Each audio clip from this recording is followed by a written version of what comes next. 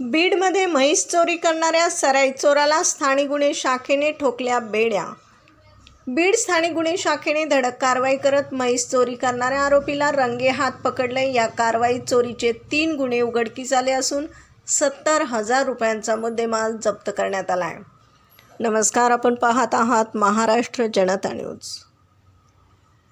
बीडमधून प्राप्त माहितीनुसार पोलीस अधीक्षक नवनीत कावत, अप्पर पोलीस अधीक्षक चेतना तिडके आणि पोलीस निरीक्षक शिवाजी बंटेवाड यांच्या मार्गदर्शनाखाली विशेष पथक कार्यरत होते। या पथकातील पोलीस उपनिरीक्षक महेश विघ्ने, अंमलदार बाळासाहेब घोडके, महेश जोगदंड, जफर पठाण आणि चालक गणेश मराठे यांना गुप्त बातमीद्वारा म्हैस चोराबाबत माहिती मिळाली होती।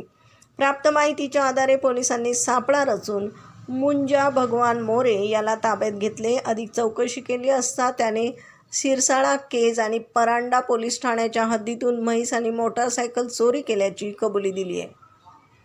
त्याच्याकडून 70,000 रुपयांचा मुद्देमाल जप्त करण्यात आला असून आरोपीला पुढील कारवाईसाठी सिरसाळा पोलिसांच्या स्वाधीन करण्यात आले। बीड प्रतिनिधीसह महाराष्ट्र जनता न्यूज।